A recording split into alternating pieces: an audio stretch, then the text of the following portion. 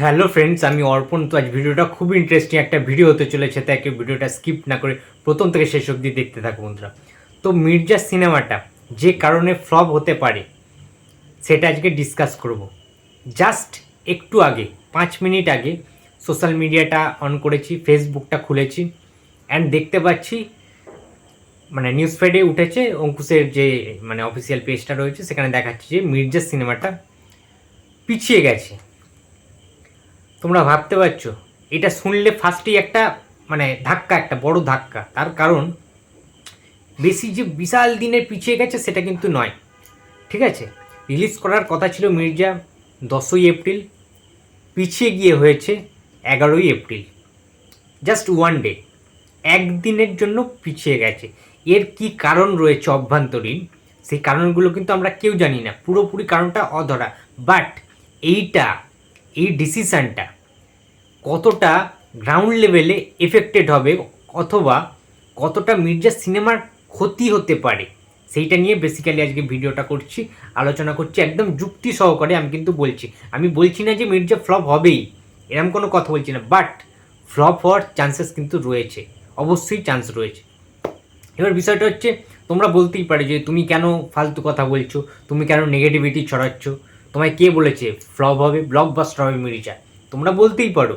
But আমি যেটা বলছি, আমার প্রেডিকশান, এটা আমার একটা পার্সোনাল ওপিনিয়ন, যে কোনো সিনেমার ক্ষেত্রে রিলিজ ডেটটা কিন্তু অনেক দিন আগে, বেশ কিছুদিন আগে যখন থেকে পোস্টার রিলিজ হয় সেদিন থেকে মেনলি জানা যায় যে রিলিজ ডেটটা কবে হবে। সেটা কিন্তু সেই ডেটটা ব্লক করা হয় প্রোডাকশানের তরফ থেকে, এন্টায়ার টিমের তরফ থেকে এটা কিন্তু ব্লক করা হয় সেই ডেটটা। এটা বহুদিন ধরে হয়ে আসছে। সেক্ষেত্রে দাঁড়িয়ে যদি এইরকম মির্জার মতো একটা সিনেমা, যে সিনেমাটা নিয়ে এত হাইপ, অঙ্কুশের প্রত্যেকটা ফ্যান্সরা প্রচণ্ড এক্সাইটেড, ইভেন আমরাও এক্সাইটেড, যেহেতু একটা মাস অ্যাকশান কমার্শিয়াল সিনেমা বহুদিন পরে অঙ্কুশ নিজের প্রোডাকশানের হাত ধরে ফেরাতে চেয়েছেন, এবং আইটেম সং রয়েছে, রোম্যান্টিক সং রয়েছে, ভালো কিছু অ্যাকশান সিনস রয়েছে।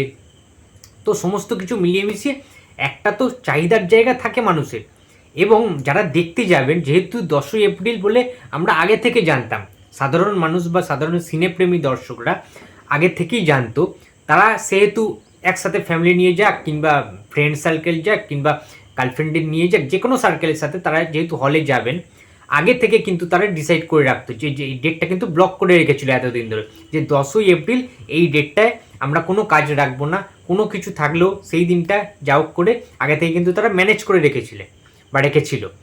ঠিক আছে, সেক্ষেত্রে এই জাস্ট কিছুদিন আগে, রিলিজের কিছুদিন আগে হতাশাজনক একটি পোস্ট, চাঞ্চল্যকর একটি তথ্য, চাঞ্চল্যকর একটি পোস্ট, চাঞ্চল্যকর একটি এক্সক্লুসিভ আপডেট যে এরমভাবে চলে আসবে, অ্যান্ড সমস্ত সিনেপ্রেমী দর্শকদের কিন্তু এটা একটা ধাক্কা দিয়েছে ভেতরে। তার কারণ ওই ডেটটা কিন্তু 10ই এপ্রিল সবাই ব্লক করে রেখেছিল, ফাঁকা রেখেছিল ওই জোনটাতে। ওই দিনটাতে সবাই কাজকর্ম সমস্ত কিছু বাদ দিয়ে জায়গাটা ফাঁকা রেখেছিল ওই ডেটটায়, 10ই এপ্রিল মির্জা সিনেমাটা দেখতে যাবে বলে, পয়েন্ট টু বি নোটেড। সেক্ষেত্রে আজকে যখন তারা দেখবেন এইরকম একটা অবস্থা, তাহলে কি তারা আবার তাদের শিডিউলটা চেঞ্জ করবেন? তাদের কর্মক্ষেত্রে বা বিভিন্ন জিনিসপত্র হতেই পারে, বিভিন্ন ইভেন্ট থাকতেই পারে তাদের। মানুষের তো জীবনে প্রত্যেকটা দিনই কিছু না কিছু কাজ থাকেই, ঠিক আছে, এভরিডে। বাট সেই দিনটার জন্য কিন্তু তারা কম্প্রোমাইজ করেছিল, স্যাক্রিফাইস করেছিল, বাট সেটাকে চেঞ্জ করে আবার রিশিডিউল করা, আবার 11 তারিখটা ব্লক করা, সেটা কিন্তু খুব টাফ, খুব ডিফিকাল্ট বন্ধুরা। এটা তোমরা যারা অঙ্কুশদার ফ্যান্স রয়েছে তারা আমাকে গালাগালি করতে পারো, বাট এটা কিন্তু ফ্যাক্ট। আমি কিন্তু যুক্তি দিয়ে বোঝাচ্ছি জিনিসটা, তাই নয় কি?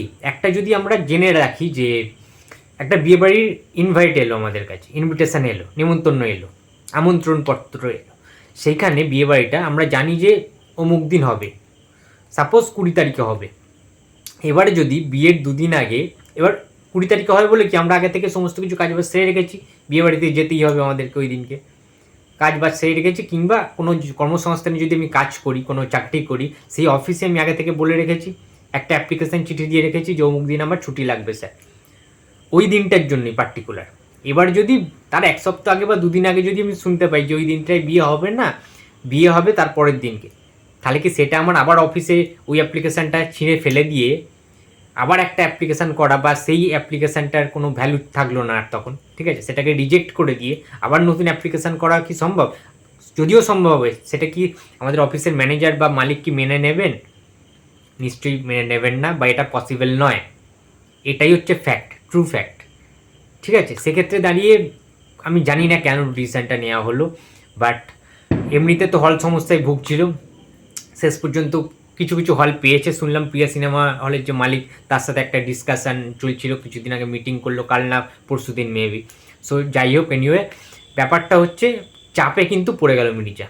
তার কারণ ওই দিনটায় সবার একটা টার্গেট ছিল, টার্গেট অডিয়েন্সরা ওই দিনকে যায় বলে ঠিক করেছিল। যদিও ঈদ পড়েছে তার পরের দিনকে, 11ই এপ্রিল ঈদ, আমি যদি খুব ভুল না করে থাকি। সুতরাং ঈদের দিন জানি না, জিতের সিনেমা তো আসছে না এখানে, ঠিক আছে। অঙ্কুশের সিনেমা, অঙ্কুশের খুব একটা ঈদে যে রিলিজ হয়েছে বলে আমার মনে পড়ছে না আগে কটা সিনেমা রিলিজ হয়েছে, বাট আমাদের বড়ে মিয়া ছোটো মিয়া তার একটা আলাদা হাইপ রয়েছে। ময়দান, অজয় দেবগানের যারা লয়াল ফ্যান্স রয়েছে তারা অবশ্যই ময়দান দেখতে যাবে ওই দিনকে।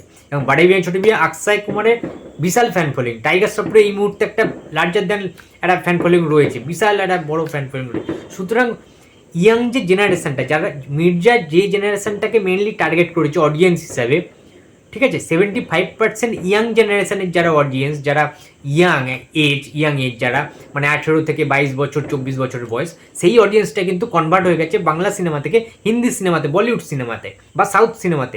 15 আগস্ট পুষ্পা আসছে। সুতরাং আমি যেটা বলতে চাইছি, মানে একসাথে কী হবে জানো তো, জিনিসটা ঘেঁটে যাবে জাস্ট।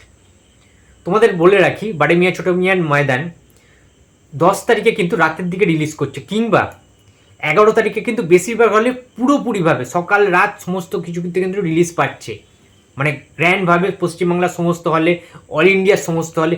সুতরাং কতটা চাপ পড়ে যাবে মির্জার উপরে তোমরা বুঝতে পারছো। মানুষের ইয়াং জেনারেশনের সেকেন্ড কিংবা থার্ড চয়েস হবে মির্জা, ফার্স্ট চয়েস হবে কিন্তু বড়ে মিয়া ছোটো মিয়া। এটা মাথায় রাখতেই হবে। যে যতই বলুক বাংলা সিনেমার পাশে তার বাংলা সিনেমা দেখতে হবে, অঙ্কুশের সবচেয়ে বড় ফ্যানও বড়ে মিয়া ছোটো মিয়া আগে দেখবে, তার কারণ তারা পয়সা দিয়ে টিকিট কেটে দেখবে, বলিউড সিনেমা দেখবে, যেহেতু এত একটা বাজেটের সিনেমা বড়ে মিয়া ছোটো মিয়া। অক্ষয় কুমার কাম ব্যাক করছে অ্যাকশানে, ঠিক আছে, এত বছর পরে। সুতরাং একটা তার হাইপ রয়েছে বড়ে মিয়া ছোটো মিয়া। বাট বাংলা সিনেমা লাভার হিসাবে মির্জা সিনেমাখানে যদি 10 তারিখে রিলিজ দিত, আমার মনে হয় আরও বেটার কিছু রেজাল্ট করতো। কী কারণে করেছে আমার জানা নেই, যদি কারোর জানা থাকে অবশ্যই কমেন্ট বক্সে জানিয়ে দিও। বাট আমি মনে প্রাণে চাই যে মির্জা সিনেমাটা সুপারহিট হোক। এটা কিন্তু নেগেটিভিটি আমি ছড়াচ্ছি না, ঠিক আছে, একেবারেই ছড়াচ্ছি না। আমি জাস্ট বললাম যে রিজনগুলো বা কী কী হতে পারে, জাস্ট ট্রু ফ্যাক্টটা বললাম, যে হঠাৎ করে সাডেনলি এইভাবে পিছনের তো কোনো মানে হয় না, তাই না। মানুষ আগে থেকে ভেবে রেখেছিল যে 10 তারিখে ভাই একসাথে বন্ধুরা ভাই দেখতে যাব, একদম ফাইনাল।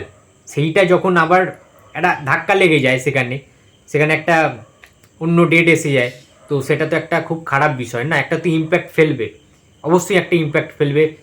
সুপারহিট, হিট, ব্লকবাস্টার নাকি ফ্লপ হবে সেক্ষেত্রে। তো বন্ধুরা, এই ছিল আজকে আমার ভিডিও। তো ভিডিওটা যদি ভালো লাগে তো please like, comment and share করতে ভুলো না। তো চ্যানেলে যদি নতুন হয়ে থাকো তো প্লিজ সাবস্ক্রাইব করে দিও। তো দেখা হচ্ছে আমার পরের ভিডিওতে। তো টাটা।